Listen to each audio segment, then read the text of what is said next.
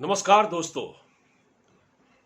दिल्ली में आम आदमी पार्टी के कुछ बड़े नेताओं के साथ पूछताछ चल रही है शराब घोटाले के मामले में। और परत दर परत लगातार ये जांच आगे बढ़ रही है। और जैसे जैसे जांच आगे बढ़ रही है वैसे वैसे आम आदमी पार्टी के नेताओं की बौखलाहट बढ़ती जा रही है। देखिए, थोड़ा सा पीछे जाता हूं। जब आम आदमी पार्टी का गठन हुआ था और जब इंडिया अगेंस्ट करप्शन के बैनर तले अरविंद केजरीवाल एंड कंपनी आंदोलन कर रहे थे, उस समय क्या कहा गया था? ये बात मैं क्यों दोहरा रहा हूं? इसलिए दोहरा रहा हूं कि आम आदमी पार्टी अपने आप को कट्टर ईमानदार कहती है। तो उस समय इन्होंने कहा था कि हमारे पार्टी में अगर कोई भी नेता करप्शन करेगा तो हम उसे खुद जेल भेज देंगे, हम लोकपाल लाएंगे और जैसे ही उसके खिलाफ कोई आरोप लगेगा वो जेल जाएगा। लेकिन ऐसा तो हुआ नहीं। और ये तो आए थे शीला दीक्षित को गिरफ्तार करने, ये तो शीला दीक्षित को गिरफ्तार करने की बात कर रहे थे CWG घोटाले में।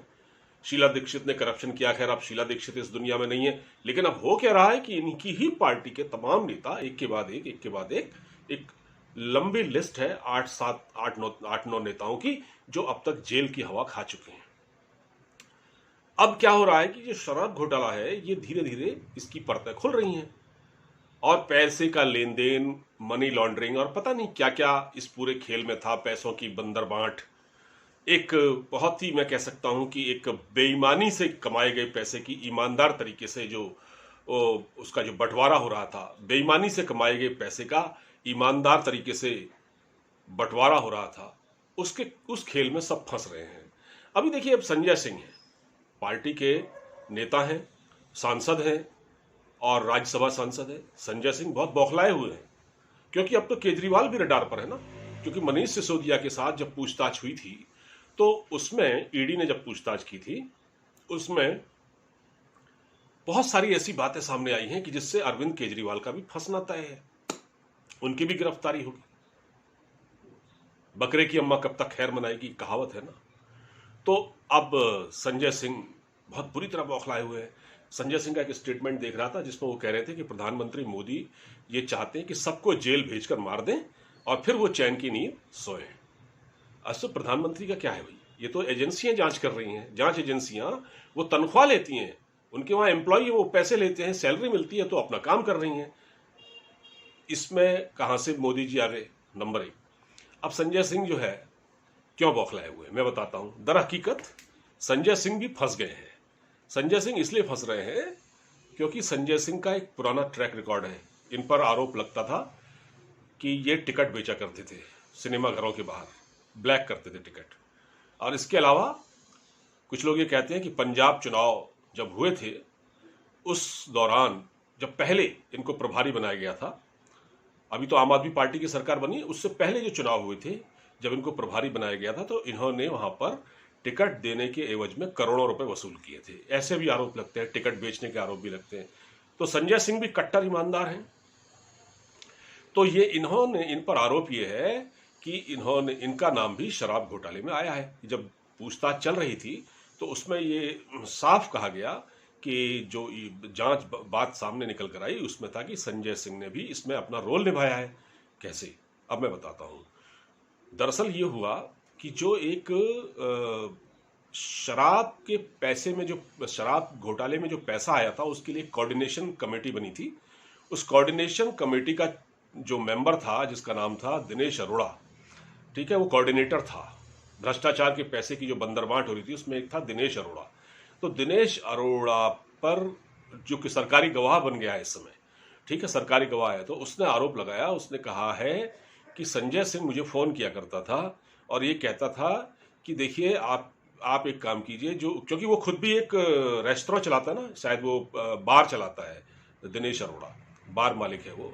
तो उस पर उसने कहा था कि आपका, क्योंकि आप उठते बैठते हैं लोगों के बीच में, तो आप जितने भी बार के जो लोग हैं, जो दिल्ली में जो रेस्टोरेंट चलाते हैं, इनसे कहिएगा कि जो यहाँ आएंगे लोग, उनको शराब रात 3-3 बजे तक मिलेगी, ठीक है, लेकिन आप हमको पैसे दें इसके लिए।